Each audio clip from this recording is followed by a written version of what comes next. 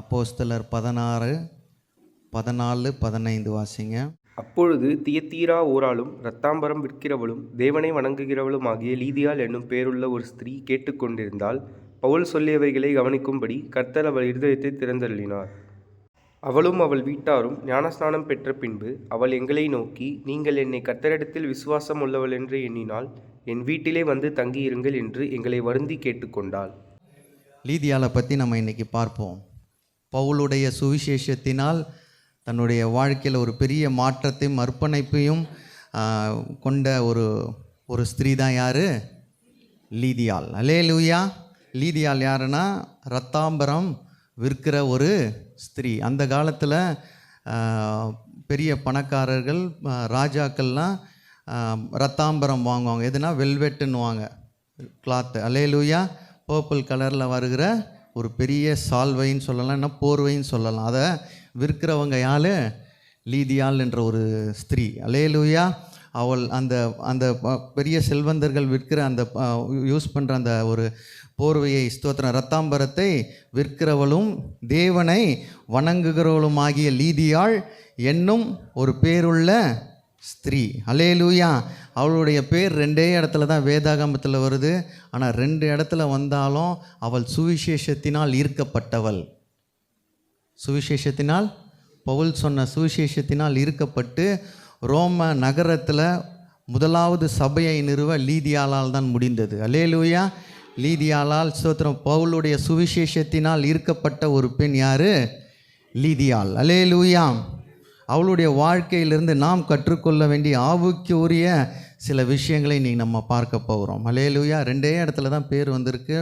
ஆனால் அவள் மூலமாய் நிறைய விஷயங்களை, ஆவிக்குரிய நம்ம அனுபவங்களை நம்ம கற்றுக்கொள்ள முடியும் லீதியாளுடைய வாழ்க்கையிலிருந்து. அவள் ஒரு இரத்தாம்பரம் விற்கிற ஒரு பெண். அல்லேலூயா. அதில் 4 விஷயங்களை மட்டும் நான் சொல்லிவிட்டு நான் செய்தியை முடிச்சிடுறேன். லிடியாவுடைய வாழ்க்கையில் என்னென்ன ஆவிக்குரிய விஷயங்கள் நமக்கு பிரயோஜனம் உள்ளதாக இருக்கும்னு நம்ம ஸ்தோத்திரம் பார்க்க போகிறோம்.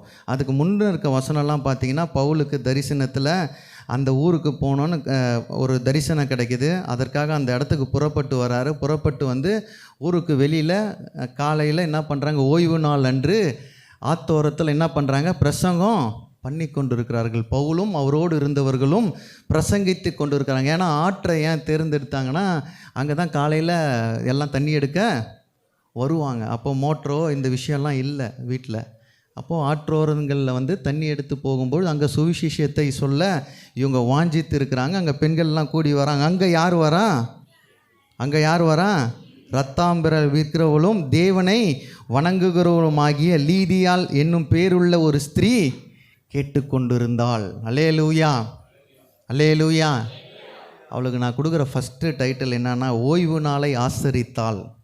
என்ன பண்ணாங்க? எழுதிங்க, ஓய்வு நாளை ஆசரித்தாள். லீதியாளை குறித்து நம்ம இன்றைக்கி பார்க்க போகிறோம். லீதியாளுடைய வாழ்க்கையில் சுவிசேஷத்தை கேட்டு அவளுடைய வாழ்க்கையில் ஒரு பெரிய மாற்றங்களை உண்டாக்கின அதே ஆவியானவர் நம்முடைய வாழ்க்கையில் இந்த சுவிசேஷத்தை கேட்டு பெரிய மாற்றங்களை உண்டு பண்ணணும். எத்தனை பேர் விசுவாசிக்கிறீங்க? லீதியாளை போல் நானும் மாறணும். ஓய்வு நாளை ஆசரித்தல். அதான் அந்த 13 என்ன வாசிக்கிறேன், ஓய்வு நாளில் நாங்கள் பட்டணத்துக்கு வெளியே போய் ஆற்றின் அருகே வழக்கமாய் ஜெபம் பண்ணுகிற இடத்தில் உட்கார்ந்து அங்கே கூடி வந்த ஸ்திரீகளுக்கு உபதேசித்தோம். அப்பொழுது தியத்தீரா ஊராளும் இரத்தாம்பரம் விற்கிறவளும் தேவனை வணங்குகிறவளுமாகிய லீதியாள் என்னும் பேருள்ள ஒரு ஸ்திரீ கேட்டுக்கொண்டிருந்தாள். அல்லேலூயா.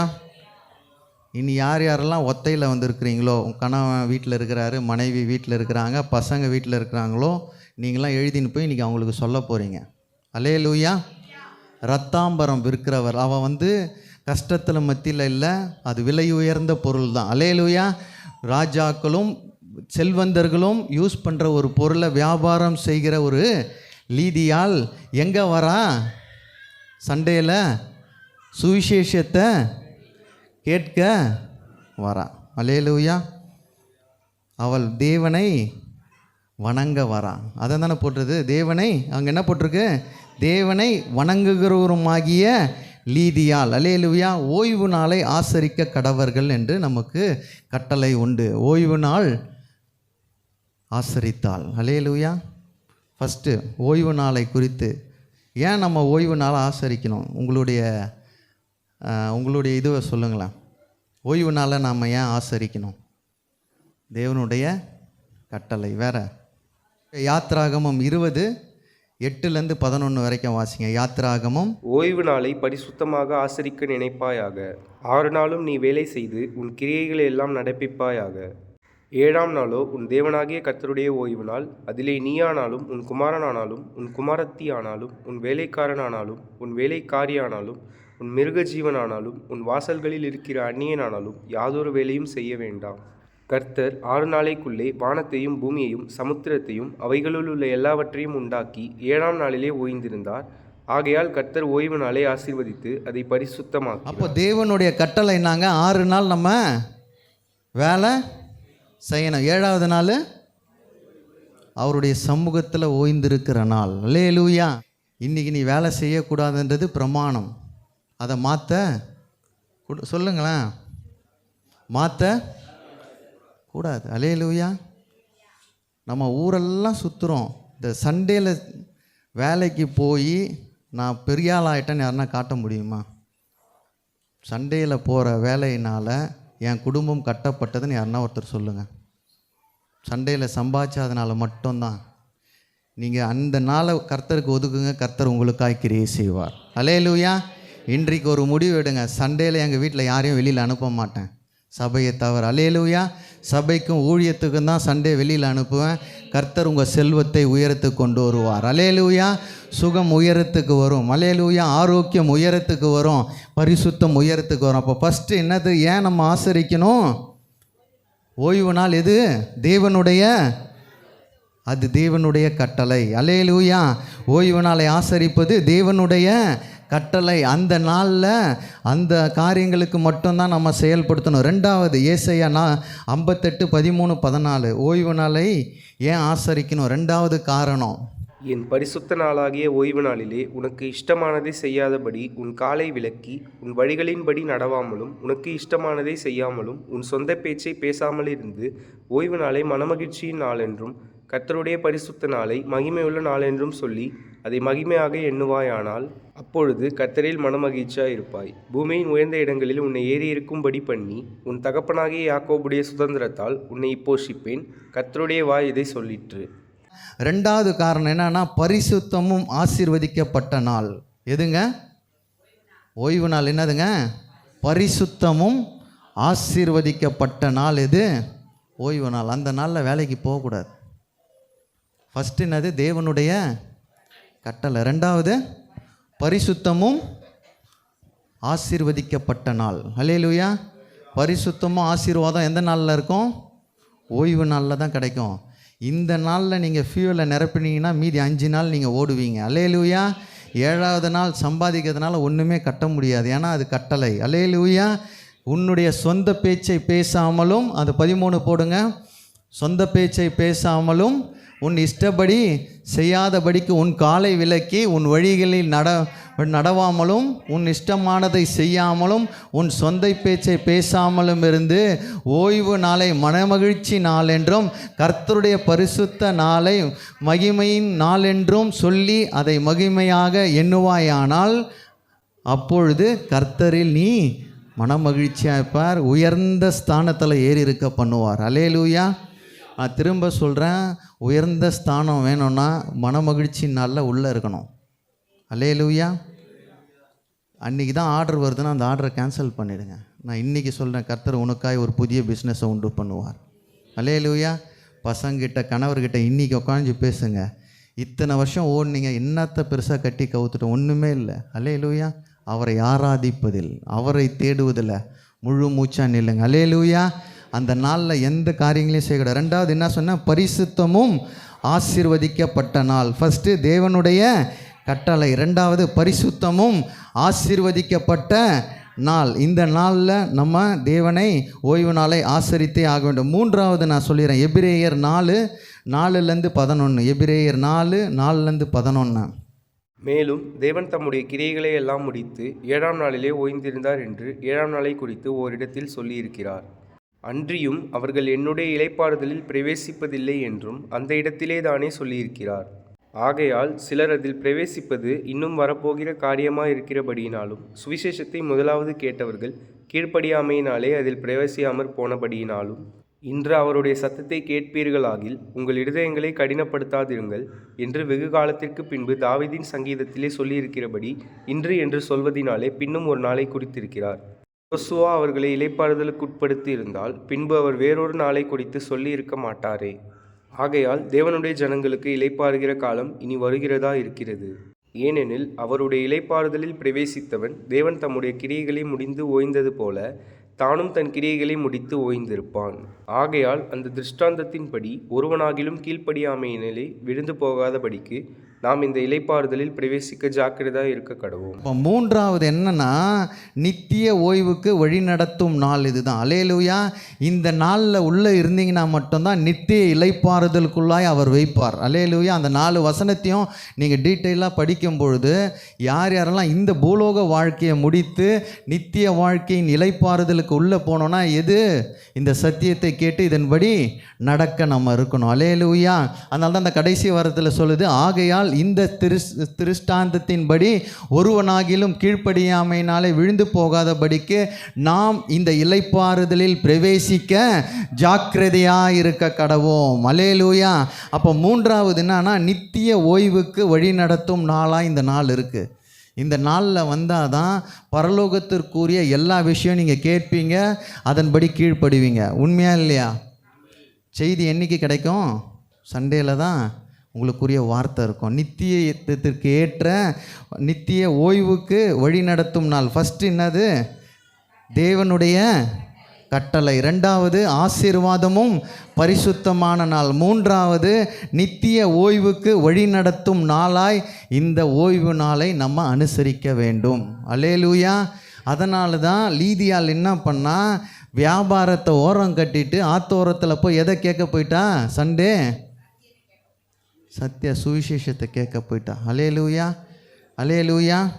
ஓய்வு நாளை ஆசரித்தாள். யார்? லீதியாள். அல்லேலூயா. இன்றைக்கி நம்ம வீட்டில் யார் யாரெல்லாம் ஆசரிக்காமல் இருக்கிறீங்களோ இன்றைக்கு ஒரு முடிவு எடுங்க. அல்லேலூயா. சொந்த பேச்சை இன்றைக்கி பேசக்கூடாது. ஆசீர்வாதமும் பரிசுத்தமும் எந்த நாளில் இருக்குது? ஓய்வு நாளில் தான் இருக்குது. அல்லேலூயா. அதனால் இந்த நித்தியத்திற்கு நம்மை நடத்துகிற நாளாக இந்த நாள் இருக்கும். உங்கள் மனதை புதிதாக்குகிற நாள் இந்த ஓய்வு நாள். அல்லேலூயா. தேவனுடைய கட்டளை இந்த ஓய்வு நாள். இந்த ஓய்வு நாளை நம்ம ஆசரிக்க கடவர்கள். அல்லேலூயா. வராதவங்களாம் கொஞ்சம் என்னை முறைக்கிறீங்க, பரவாயில்ல. சத்தியத்தை நான் சத்தியமாக சொல்லிட்டு போயிடுவேன். அல்லேலூயா. பெருசாக எதுவுமே கட்ட மாட்டோம். சண்டே போகிறதுனால மண்டே திருப்பி லீவ் எடுப்போம். பார்த்துருக்குறீங்களா? சண்டே வேலை செய்கிறவங்க மண்டே லீவ் எடுத்துகிட்டு சும்மா வீட்டில் போத்தின்னு தூங்குவோம். சண்டே ஒரு முடிவு பண்ணுங்க, இனிமேல் நான் வேலைக்கு போக மாட்டேன், என் சொந்தமான விஷயத்தை செய்ய மாட்டேன். ஃபஸ்ட்டு முதலாவது தேவனுடைய ராஜ்யத்தையும் நீதியையும் தேடுவேன். அல்லேலூயா. ரத்தாம்பரம் விற்கிறவன், நான் நினைக்கிறேன் அந்த காலத்தில் ரத்தாம்பரம் விற்கணுன்னா இன்றைக்கி சொல்லுவோம் பார்த்தீங்களா, வியாபாரம் என்றைக்கு நல்லா நடக்கும்? சண்டேயில் தான் நல்லா நடக்கும். சண்டேயில் தான் எல்லா தொழிலுக்கும் ஈஸியாக நமக்கு வேலை கிடைக்கும். அல்லேலூயா. வீட்டில் ஃப்ரிட்ஜு ரிப்பேரு, வாஷிங் மிஷின் ரிப்பேர்லாம் என்றைக்கு வருவான்? சண்டே தான் வருவான். அல்லேலூயா. நம்மளும் அன்றைக்கி தான் அதை ரிப்பேர் பண்ணின்னு இருப்போம் வீட்டில் இருந்து. அல்லேலூயா. எதுக்காக? அது நல்லா ஓடணும்னு. நீ ஓடணும்னா எங்கே இருக்கணும் சொல்லுங்கள்? அன்றைக்கி தான் கணவரை வேலைக்கு அனுப்புறது, போயிட்டு வா டபுள் சம்பளம் கிடைக்கும் அப்படின்றது. பசங்க வேலைக்கு போனால் அன்றைக்கி தான் அனுப்புறது, விளையாட அன்றைக்கி தான் அனுப்புறது. கர்த்தர் எப்படி கிரியை செய்வார்? அல்லேலூயா. ரத்தாம்பரம் விற்கிற லீதியால் ஆத்தோரத்தில் சுவிசேஷத்திற்காய் அங்கே உட்காந்துட்டா. அல்லேலூயா. அந்த ஸ்தோத்திரம் சகோதரியின் மூலம், அந்த ஸ்திரீயின் மூலம் நமக்கு கிடைத்த நாள் இந்த ஓய்வு நாளை நம்ம ஏன் ஆசரிக்கணும்னா, தேவனுடைய கட்டளை பரிசுத்தமும் ஆசீர்வதிக்கப்பட்ட நாள், நித்திய ஓய்வுக்கு வழி நடத்தும் நாள். இப்படி இருக்கணும்னா இப்படி தான் வாழணும். வீட்டில் சோறே போடாதீங்க. சண்டே ஆராதனைக்கு வரலன்னா அல்லேலூயா. அப்படி வளர்ந்த அந்த பசங்க உங்களை காப்பாற்றாது. அல்லேலூயா. ஓய்வு நாளை ஆசரிக்க கடவீர்கள். அல்லேலூயா. ஃபஸ்ட்டு அவளுடைய குணாதிசயம் ஓய்வு நாளை ஆசரித்தாள். ரெண்டாவது அந்த வசனத்தில் வாசிக்கிறோம், பேருள்ள ஸ்திரீ கேட்டுக்கொண்டிருந்தால் பவுல் சொல்லிய வேலை கவனிக்கும்படி கர்த்தர் அவர் இதயத்தை திறந்தருளினார். அப்போ அங்கே போய் சும்மா உட்காரல. செய்தியில் வந்துட்டு நிறைய பேர் இப்போ அங்கங்கே பார்த்துன்னு இருக்கீங்க. அப்படி உட்காரல, கருத்தாய் அவர் வாசனத்தை சொல்லுங்களேன் கேட்டுக்கிட்டே இருக்கணும். அல்லேலூயா. வசனத்தை கேட்கணும். ரெண்டாவது அவன் என்ன தெரியுமா பண்ணா, தேவ வார்த்தைக்கு செவி கொடுத்தாள். என்ன பண்ணா? தேவ வார்த்தைக்கு செவி கொடுக்கணும். அல்லேலூயா. வந்தோம் எப்போ முடியும்ன்றல்ல, தேவன் என்னோடு என்ன பேசுவார். அல்லேலூயா. இது என்னுடைய நித்திய ஜீவனுக்கு, இது ஓய்வு நாளில் நித்திய ஜீவனுக்கு வழி நடத்துகிற நாள். இந்த நாளில் கர்த்தர் என்னை எதெல்லாம் சரி பண்ணுவார்னு சொல்லி செவி கொடுக்கணும். பக்கத்தில் தட்டி சொல்லுங்கள், செவி கொடுக்கணும். செவி கொடுக்கணும்.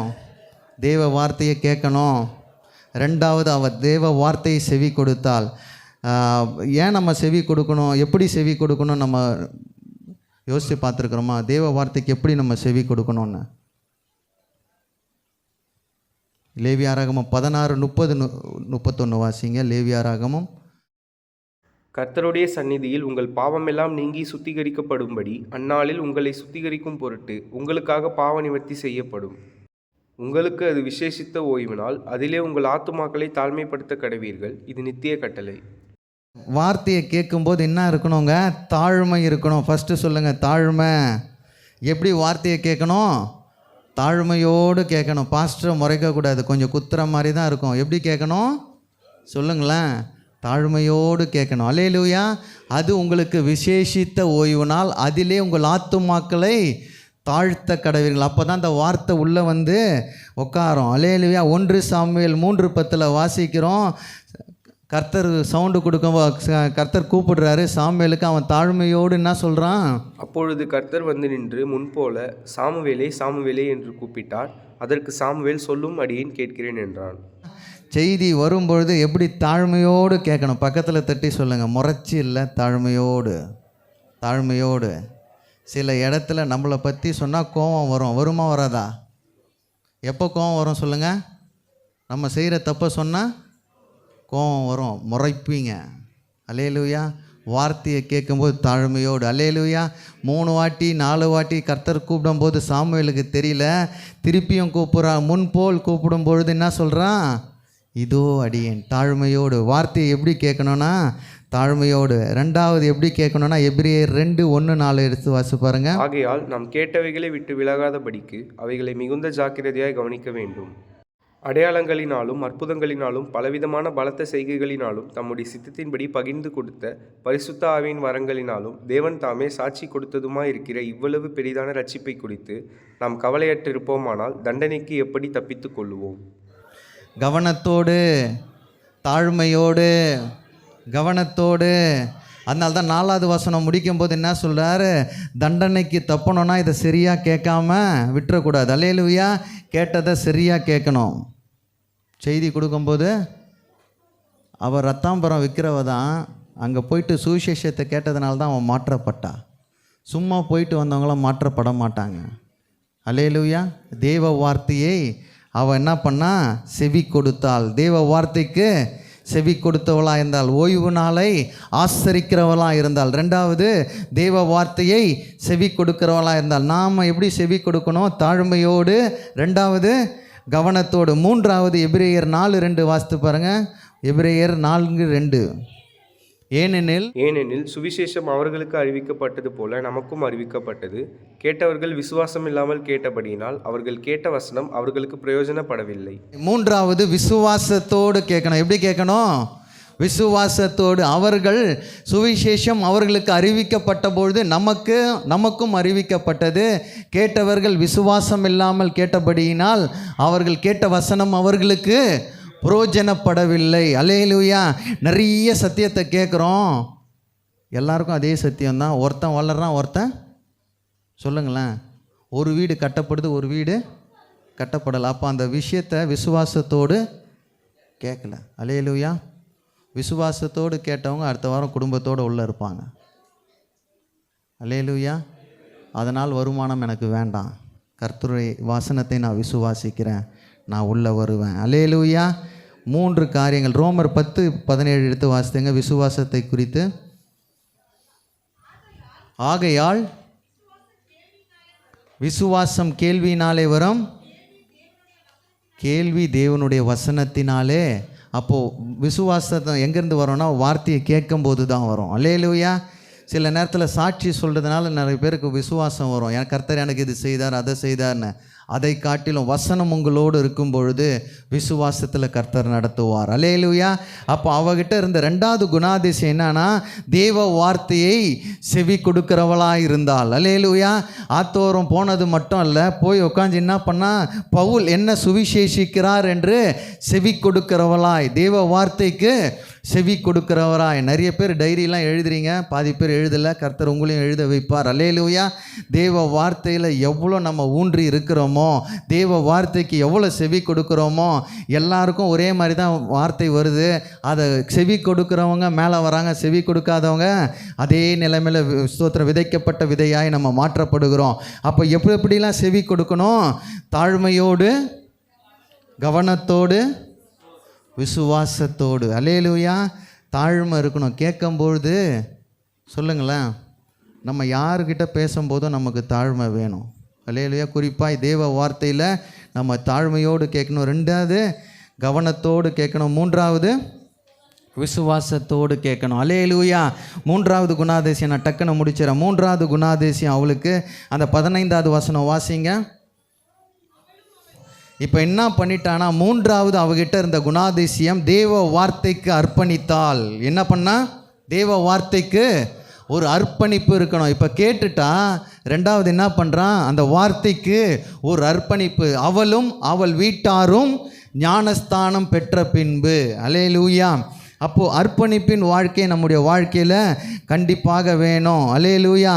18 அப்போஸ்தலர் 18:8 வாசித்து பார்த்தீங்கன்னா, ஜெப ஆலய தலைவனாகிய கிறிஸ்பு என்பவன் தன் வீட்டார் அனைவரோடும் கர்த்தரிடத்தில் விசுவாசம் உள்ளவனானான். கொரிந்தியரில் அநேகரும் சுவிசேஷத்தை கேட்டு விசுவாசித்து ஞானஸ்நானம் பெற்றார்கள். 2வது என்ன பண்ணணும்? விசுவாசிக்கணும். 3வது ஞானஸ்தானம். அப்போ இவன் என்ன பண்ணுறான்னா, தேவ வார்த்தைக்கு ஒரு அர்ப்பணிப்பு. பக்கத்தில் தட்டி சொல்லுங்கள், அர்ப்பணிப்பு. அர்ப்பணிப்பு. நம்மை நாம் அர்ப்பணிக்கும் பொழுது தான் கர்த்தர் கிரியை செய்கிறோம். 3 என்ன எப்படிப்பட்ட அர்ப்பணிப்புகள் நான் குயிக்காக சொல்லிடுறேன். யோசுவா 1:8 எல்லாருக்கும் தெரிஞ்ச வசனம். யோசுவா 1:8. இந்த நியாயப்பிரமாண புஸ்தகம் உன் வாயை விட்டு பிரியாதிருப்பதாக. இதில் எழுதியிருக்கிறவர்களின்படியெல்லாம் நீ செய்ய கவனமாயிருக்கும்படி இரவும் பகலும் அதை தியானித்து கொண்டிருப்பாயாக. அப்பொழுது நீ உன் வழியை வாய்க்க பண்ணுவாய், அப்பொழுது புத்திமானாயும் நடந்து கொள்ளுவாய். என்ன மாதிரியான அர்ப்பணிப்பு நமக்கு வேணும்? இந்த ஜீவ பிரமாண புத்தகம் உங்கள் வாயை விட்டு பிரியாதிருப்பதாக. இதில் எழுதியிருக்கிறவர்களைபடியெல்லாம் நீ செய்ய கவனமாயிருந்து இரவும் பகலும் தியானித்து கொண்டிருப்பாயாக. அப்பொழுது நீ உன் வழியை வாய்க்க பண்ணுவாய், நீ புத்திமானாய் நடந்து கொள்ளுவாய். அல்லேலூயா. என்ன மாதிரி ஒரு அர்ப்பணிப்புனா, வேத வார்த்தைகளை வாசிக்கிற ஒரு அர்ப்பணிப்பு இருக்கணும். அல்லேலூயா. என்ன இருக்கணும்? வாலிபர் கூட்டத்தில் கேட்கறத திரும்பி கேட்குறேன். டெய்லி பைபிள் வாசிக்கிறவங்க மட்டும் கையை தூக்குங்க. உண்மையாக சொல்லணும், சாமி கண்ணை குத்திரும். பாதி கையை தூக்கவே இல்லையே. அல்லேலூயா. நம்மக்கிட்ட ஒரு அர்ப்பணிப்பு வேண்டும். அர்ப்பணிப்பு நம்மக்கிட்ட இருக்கணும். ஃபஸ்ட்டு என்ன பண்ணிக்கணும்? வாசிக்கணும், வேதத்தை வாசிக்கணும். 2வது சங்கீதம் 1:1 அதிகாரம் 2-3 வாசிங்க. சங்கீதம் 1. கர்த்தருடைய வேதத்தில் பிரியமாயிருந்து இரவும் பகலும் அவருடைய வேதத்தில் தியானமாயிருக்கிற மனுஷன் பாக்கியவான். அவன் நீர்க்கால்களின் ஓடமாய் நடப்பட்டு தன் காலத்தில் தன் கனியை தந்து இலையுதிர்க்கிற மரத்தை போல் இருப்பான். அவன் செய்வதெல்லாம் வாய்க்கும். அர்ப்பணிப்பில் ஃபஸ்ட்டு வாசித்து, 2வது தியானித்து. என்ன பண்ணணும்? 2வது வாசிக்கிறது. அப்படியே வாசித்து மாரநாதா போகிறது பெரிய விஷயம் இல்லை. 2வது என்ன பண்ணணும்? அதை தியானிக்கணும். அல்லேலூயா. எந்த வசனத்தை வாசிக்கிறோமோ அதை என்ன பண்ணணும்? தியானிக்கணும். அப்போ தான் அர்ப்பணிப்பு உண்டாகும். அவளும் அவள் வீட்டாரும் ஞானஸ்தானம் பெற்ற பின்புன்னு தான் முடியுது. அல்லேலூயா. அப்போது அவங்க 2 பேர் செய்தியை கேட்குறாங்க, அதை வாசிக்கிறாங்க, தியானிக்கிறாங்க. அதுக்கப்புறமா தான் அர்ப்பணிப்பு உண்டாகுது. அல்லேலூயா. சொன்ன உடனே போய் அவங்க முழுகில்ல.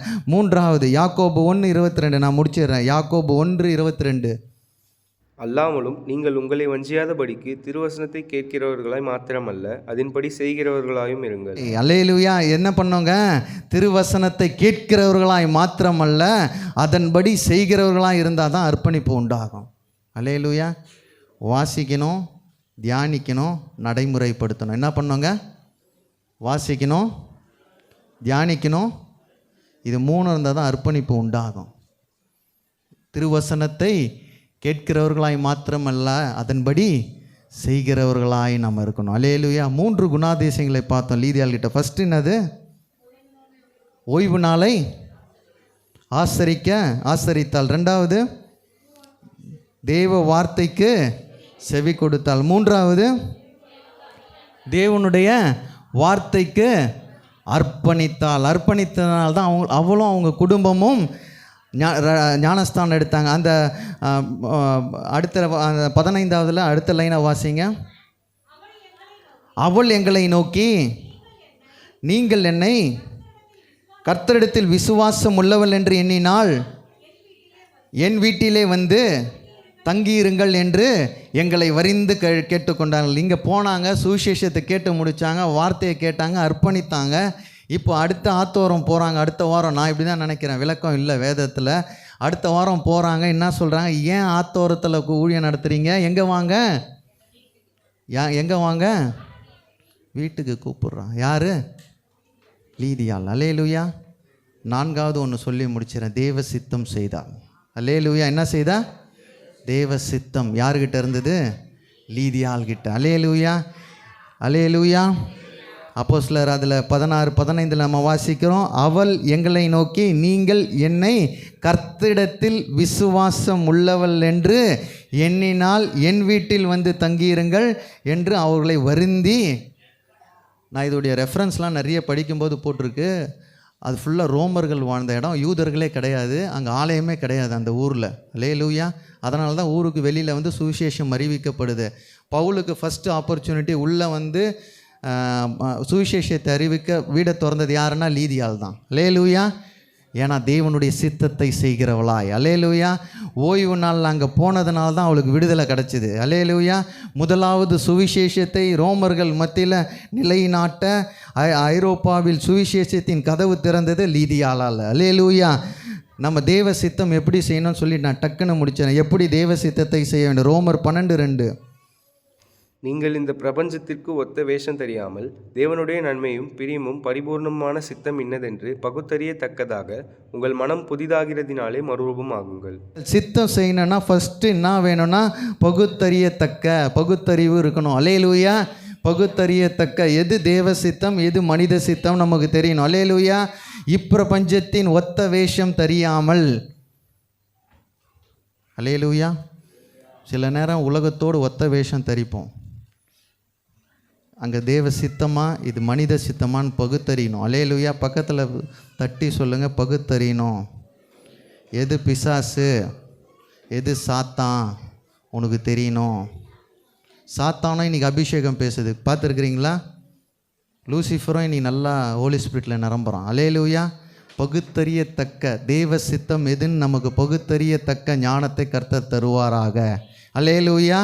இப்பிரபஞ்சத்தின் ஒத்த வேஷம் தெரியாமல் தேவனுடைய நன்மையும் பிரியமும் பரிபூரணமான சித்தம் என்னதென்று பகுத்தறியத்தக்க உங்கள் மனம் புதிதாக்கிறதினாலே மறுரூபமாக்கப்படுகிறீர்கள். அப்போது தேவ சித்தத்தை நம்ம எப்படி செய்ய முடியும்னா பகுத்தறிந்தால் மட்டும்தான் செய்ய முடியும். 2வது எபேசியர் 6:6 முடிச்சிடுறேன். எபேசியர் 6:6 மனுஷருக்கு பிரியமாய் இருக்க விரும்புகிறவர்களாக பார்வைக்கு ஊழியம் செய்யாமல் கிறிஸ்துவின் ஊழியக்காரராக மனப்பூர்வமாய் தேவனுடைய சித்தத்தின்படி செய்யுங்கள். மனப்பூர்வமாக எப்படி செய்யணுங்க தேவ சித்தத்தை சொல்லுங்களேன். சர்ச்சில் வந்து பாய் போட்டால் கூட மனப்பூர்வமாக செய்யணும். தட்டி சொல்லுங்கள். அவங்க ப்ரெஷர் இவங்க ப்ரெஷரில் செய்யக்கூடாது. அல்லேலூயா. தேவனுக்கு எந்த ஊழியம் செய்தாலும் அவருடைய சித்தம் அதில் இருக்கான்னு பார்க்கணும். மனுஷனை மேன்மை பாராட்ட எதுவுமே செய்யக்கூடாது. தேவனுக்கு அங்கே என்ன போட்டிருக்கு, மனுஷனுக்கு பிரியமாக இருக்க விரும்புகிறவர்களாய் பார்வைக்கு ஊழியம் செய்ய. சிலர் எல்லாம் பார்வைக்கு நம்ம ஊழியம் செய்கிறோம். அப்படி இல்லாமல் கிறிஸ்துவின் ஊழியக்காரராக மனப்பூர்வமாய் தேவனுடைய சித்தத்தின்படி செய்யணும். ஃபஸ்ட்டு எப்படின்னு இருக்கணும், பகுத்தறியத்தக்க ஒரு தேவ சித்தம் இருக்கணும். தேவ சித்தத்தை பகுத்தறியணும். ரெண்டாவது மனப்பூர்வமாக இருக்கணும். மூன்றாவது 1 யோவான் 5:14, நாம் எதையாகிலும் அவருடைய சித்தத்தின்படி கேட்டால் அவர் நமக்கு செவி கொடுக்கிறார் என்பதே அவரை பற்றி நாம் கொண்டிருக்கிற தைரியம். தைரியமாய் தேவ சித்தத்தை செய்யணும். எப்படி செய்யணும்? தைரியமாய் நம்ம தேவ சித்தத்தை, நாம் எதையாகிலும் அவருடைய சித்தத்தின்படி கேட்டால் அவர் நமக்கு செவி கொடுக்கிறார் என்பதே அவரை பற்றி நாம் கொண்டிருக்கிற தைரியம். அப்போ சித்தத்தை எப்படி செய்ய முடியும்? பகுத்தறியத்தக்க, ரெண்டாவது மனப்பூர்வமாய், மூன்றாவது தைரியமாய் தேவ சித்தத்தை செய்யணும். யார் தடுத்தாலும் தேவ சித்தத்தை நம்ம தைரியமாக செய்யணுமா இல்லையா? கிராம ஊழியத்தை தைரியமாக செய்யணும். அது யாருடைய சித்தம் சொல்லுங்களேன்? தேவனுடைய சித்தம். அல்லேலூயா. ஒரு ஊழியத்துக்கு ஒரு ட்ராக்ஸ் கொடுக்குறீங்கன்னா மனப்பூர்வமாக கொடுக்கணும். அல்லேலூயா. அதுக்காகலாம் இல்லை, மனப்பூர்வமாக தேவ சித்தத்தை நான் செய்கிறேன். அல்லேலூயா. மனப்பூர்வமாய் செய்யணும். பகுத்தறியத்தக்க, எது தேவ சித்தம் எது மனுஷ சித்தம்னு நம்ம பகுத்தறியணும். அல்லேலூயா. எல்லாத்துலேயும் இன்னைக்கு காலை விட்டுறக்கூடாது. அதனால் 4 குணாதிசயங்களை நம்ம லீதியாள்கிட்ட இருந்து பார்த்தோம். ஃபஸ்ட்டு, ஓய்வு நாளை ஆசரித்தாள். அல்லேலூயா. தேவனுடைய கட்டளை பரிசுத்தமும் ஆசீர்வதிக்கப்பட்ட நாள், ஓய்வு, ஸ்தோத்திர, நித்திய ஓய்வுக்கு வழி நடத்தும் நாள். ரெண்டாவது அவள்கிட்ட இருந்தது தேவ வார்த்தைக்கு செவி கொடுத்தால். தாழ்மையோடு கவனத்தோடு விசுவாசத்தோடு அவங்க செவி கொடுத்ததுனால இன்னும் ரிஃப்ளெக்ஷன்னா அவளுக்குள்ள தேவ அர்ப்பணிப்பு உண்டு. அல்லேலூயா. தேவ வார்த்தைக்கு அர்ப்பணித்தாள். அவளும் அவள் குடும்பமும் ஞானஸ்தானம் எடுக்கிற நிலைமைக்கு கர்த்தரிடத்தில் அவள் அர்ப்பணித்தாள். எப்படி அர்ப்பணித்தாள்? வாசித்து தியானித்து நடைமுறைப்படுத்தி கர்த்தர் அவரை அர்ப்பணிக்க செய்தார். நாலாவது தேவ சித்தத்தை செய்தவளாக இருந்தாள். அல்லேலூயா. பகுத்தறியத்தக்க ஞானம், மனப்பூர்வமாய் தைரியமாய் தேவ சித்தத்தை. ஏன்னா ரோமர்கள் இருந்த இடத்துல ஒரு சபை கூட கிடையாது, ஒரு வீட்டுக்குழு கூட கிடையாது. அல்லேலூயா. ஆனால் இது தேவ சித்தம் தெரிஞ்சவனே வீட்டை திறந்துட்டா. எவ்வளோ பெரிய பிரச்சனை வந்தாலும் பரவாயில்ல. அல்லேலூயா. சொந்த வீடு வச்சுருக்கிறவங்களாம் வீட்டு கூட்டம் நடத்துங்க. வாடகை வீட்டில் இருக்கவங்களாம் ஜெபம் பண்ணுங்க, கர்த்தர் சொந்த வீட்டை தருவார். அல்லேலூயா. வீட்டில் கூட்டம் வைங்க தைரியமாய். எப்படி போட்டிருக்கிறது? தைரியமாய் தேவ சித்தத்தை மனப்பூர்வமாய் நிறைவேற்றுகிற மனுஷனாய் லீதியாளை போல் நம்ம மாறணும். அல்லேலூயா. வீட்டை திறந்து கொடுத்தா. ரோமர், அதான் நான் பார்த்தேன் நிறைய ரெஃபரன்ஸ் படிக்கும்போது, ஐரோப்பியாவில் சுவிசேஷத்தின் கதவு திறந்ததுனால இந்த பெண்மணினால தான். அல்லேலூயா. இவன் அந்த ஓய்வு நாளில் போய் தேவனுடைய சுவிசேஷத்தை பவுல் மூலமாய் கேட்டதின் மூலம் அவருடைய வாழ்க்கையில் ஒரு பெரிய பங்கு, பெண்களில் ஒரு பெரிய பங்கு உருவாக்கப்பட்டது. சபை வளர்ச்சிக்கு ஆதரவு, ரோம சபைக்கு ஒரு ஊக்கமும் ஆதரவும் கொடுத்த ஒரு ஸ்தோத்திரம், ஒரு ஸ்திரீயாய் மாறினாள். அல்லேலூயா. ஐரோப்பியா தேசம் ஃபுல்லாக ரட்சிக்கப்பட இந்த ஃபஸ்ட்டு சுவிசேஷன் தான் அந்த பரவ தொடங்கியது. அல்லேலூயா. அதனால் ஓய்வு நாளை ஆசரிக்க நம்ம கடவர்கள். தேவ வார்த்தைக்கு செவி கொடுங்க. தேவனுக்கு நம்ம அர்ப்பணித்தவர்களாய், அல்லேலூயா, தேவனுடைய காரியங்களுக்கு அர்ப்பணித்த ஒரு வாழ்க்கை, தேவ சித்தத்தை செய்கிற ஒரு வாழ்க்கை. வெளிப்படுத்தல் 3:20 வாசிக்கிறோம். இதோ வாசற்படி நின்று கதவை தட்டுகிறேன். ஒருவன் என் சத்தத்தை கேட்டு கதவை திறந்தால் நான் அவனும் என்னோடு போஜனம் பண்ணுவான். அல்லேலூயா. நம்ம இதயமாகிய கதவை இன்றைக்கி திறக்க போகிறோம். அல்லேலூயா. லீதியால் அன்றைக்கி கதவை திறந்தா. ஆத்தோரத்தில் இருந்த ஊழியம் இன்றைக்கி எங்கே வந்துடுச்சு? ஊருக்குள்ளே வந்துடுச்சு. ஊருக்கு ஒதுக்குப்புறம் தான் ஆத்தோரம். ஆனால் உள்ளுக்குள்ளே மக்களை கொண்டு வந்த ஒரு ஐரோப்பியா தேசம் ரட்சிக்கப்பட, ஐரோப்பியாவில் சுவிசேஷம் பரவ லீதியாளுடைய இதயம் திறக்கப்பட்டது போல் நீங்களும் நானும் வாசற்படியில் நின்று கதவை தட்டுகிற அவருடைய வார்த்தைக்கு நம்ம செவி கொடுத்து அர்ப்பணித்து அவருடைய சித்தத்தை செய்யும் பொழுது கர்த்தர் நம்மை உயர்த்த வல்லவர். அல்லேலூயா. அவர் ரத்தாம்பரம் விற்கிறவளாக இருந்தாலும் அவள் சுவிசேஷத்துக்கு அந்த ஆரம்பிக்கும் போது என்ன சொன்ன? தெய்வ பக்தி உள்ளவராய், வைராக்கியம் உள்ளவளாய் அவள் வாழ்ந்ததுனால பெரிய சுவிசேஷமும் பெரிய ரட்சிப்பும் அவளை மூலமாய் அந்த தேசத்தில் கர்த்தர் கட்டளையிட உதவி செய்தார். நீங்களும் நானும் இன்றைக்கு தேவ சித்தத்தை செய்கிறவர்களாய் நம்முடைய வாழ்க்கையில் தொடர்ந்து ஓடுவோம். கர்த்தர் இந்த செய்தியை ஆசீர்வதிப்பாராக. எல்லாம் எழும்பி நிற்போம்.